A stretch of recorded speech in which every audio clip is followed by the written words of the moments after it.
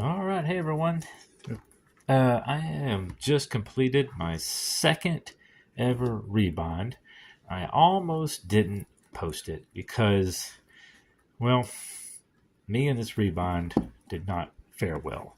Um, I was happy about some things, and some things I was very frustrated with because it should not have turned out as bad as it did. I wasn't going to do it. I was just going to stick it on the shelf as a reminder that I still have a lot to learn. But my wife said to go ahead and record it and to be a good video to look back on in years to come. And she's right. You know, we see these videos of people doing these fantastic things, whether it's bottle rebinding or something else, and we say, "Wow, look how awesome it is! I want to do that." And it takes time. It takes time. It takes skill, and I have not much practice in either. So this Bible was started out. It's a little King James Bible. I'll say little. It's a large print. It was a King James Bible. I was trying to line that up. I didn't do a very good job there. And I like this Bible. It was given to me, just donated to me. And I like this little Bible. It has that old school look to it, especially when you see those pronunciation markers. And I don't know. I like this Bible. I've had a hard time seeing as of late, and so a large print Bible, I just love them. And usually with a large print Bible, I can do okay with the words, but the little references are hard to see. I actually can see these okay for some reason, even though they're smaller. And I don't know. I just kind of like this little Bible. It was it's the little script they have there. Can I give you an idea? It's a reference giant print, apparently, from World Bible Publishers. This was back in '86, I think. I was trying to find a date on it. It says copyright 79. I'm not sure if that's when this one was made or not. But anyways, I liked it. I thought this would be a good one for me to practice rebinding because I haven't done a big Bible yet, of course, because this is only my second one. But I just wanted to give it a shot. And I was happy with it. It was going okay, and then all of a sudden it just went downhill. So I was kind of walking through, in case you want to know. This is the same leather that I used on my first rebind.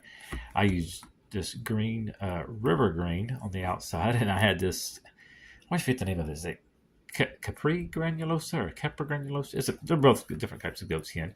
I did brown on the inside and green on the outside, and I decided to flip-flop it. I did green on the inside and brown on the outside. It's mainly because that's the only leathers I have right now. I do actually have some more on the way. Leather's kind of expensive, so I had to save up some money to get some. So for those of you that have asked me, my friends of mine that have asked me about rebinding your Bibles, it's a kind of expensive thing because leather is not cheap. So if you're interested in that, at some point I will be offering services, but right now I'm just practicing. So that's what I went with, and so it started off with I was doing okay, measurements were going okay, everything was looking good until I started skiving. Skiving is when you take the leather. There's a piece of leather. Take the leather and you shave off the thickness. Now you can tell this is pretty thin already, but it's not thin enough. Well, this one might be. I don't know. It's not thin enough to fold over and glue when you do this part. And so I started skiving, and it skived a lot easier than that green did, but I kept, one mess up would throw me off anyways, and so I didn't get it skived well. And so when I folded it over, man, this thing fought me all the way around. You can tell, I mean, if I got close, you can tell I did not get as good. Like all of a sudden it just jumped back out or jumped back in the corners. Oh, the corners. When you don't skive well, I knew this already from watching videos. When you don't skive well, these corners are almost impossible. You can see it's just an ugly, ugly mess. Some of them did a little bit better than others, but you can see, well, I'll talk about the stitching in a minute, why that looks like that. Is this all over? So some of the corners fought me pretty hard. The whole thing fought me. It did not want to lay down because I did not have it skived well and thinned out well. So when I started having issues, I decided, I'll just perimeter stitch it. I've done just a little bit of hand stitching before. I don't have any special machine or anything. I just hand stitched it. My dog's upset. And so I thought, so I'm having a hard time making it stay down. I'll just stitch it. So I went through with my chisel or I think that's what it's called. Is it called chisel? Anyways, I punched the holes in it, and it did okay on the outside. I didn't have much trouble there. Got a little crooked on some of them, but since my fold over was irregular, my corners didn't do right. Every time I would hit a spot, I guess I went too far. I went too far in. I should have stayed further out to the edge. And so when my fold over wasn't straight. No matter how hard I tried, I could not get it straight because I didn't have anything to work with. It was scotch well. And so when the hole went through, sometimes it caught the brown and sometimes it didn't. So prime example would be right there. It just flat out missed. And so it looks like, and so when the needle and thread went through, it kind of buckled. And the holes buckled. No, when I punched a hole, it buckled as well. Anyways, it just did not play nice. And so the stitch line is just it's just all over. I was not like here. I missed the whole brown right there. So I don't know. Anyways, wasn't real happy with that. This, I guess it was a reject skin. And so it's a little nicks and stuff on it.